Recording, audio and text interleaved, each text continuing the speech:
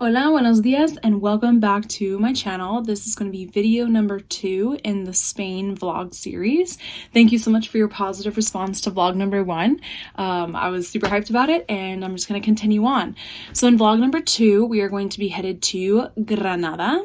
The main focus of our trip was supposed to be sites in Andalusia, but we also had the privilege of going to Toledo and Madrid. So you will see those things, but for the next few videos, we are going to be all over Andalusia, which is the southernmost autonomous community in Spain. I loved Granada. There was something about it. It was just, if I use the word gritty, I don't mean it to mean dirty, but just like tough and cool. Like there's something really cool about Granada. I really liked it. So we'll pop right into the video, and again, I hope you enjoy.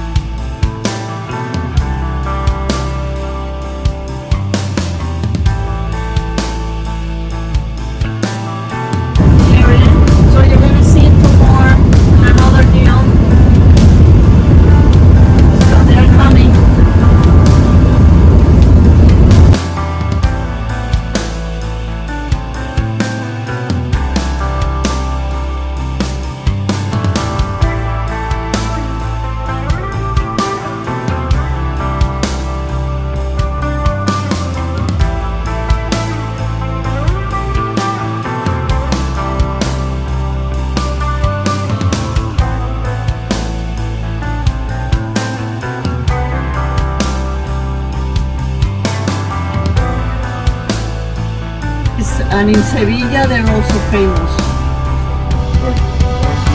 Yeah, and you need to try the sour.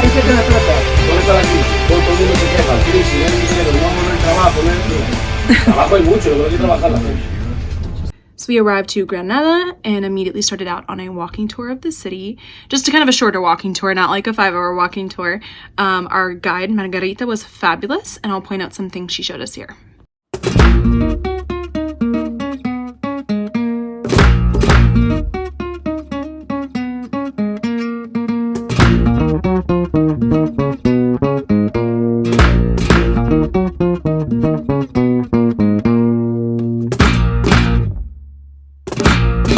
So Margarita brought us here to explain to us the concept of Carmen. A Carmen was from an Arabic word, and it relates to kind of the grapevines growing overhead, and this was very typical in many houses.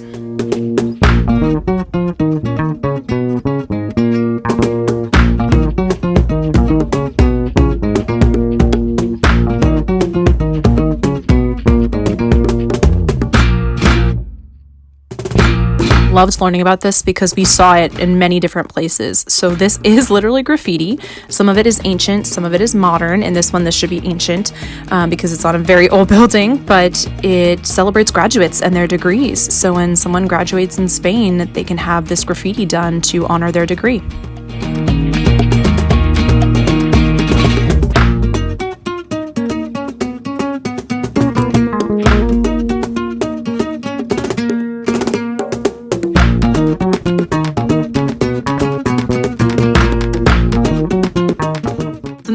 Have footage of was going inside the Capilla Real, where Isabel and Fernando are buried. So if you remember from the Toledo video, I talked about the chapel where they had planned for Isabel and Ferdinand to be buried, and then they ended up being buried in Granada. Well, we got to see it. We got to go to their tomb, which was so crazy and so cool. I walked through twice because I was so shook. That was just incredible.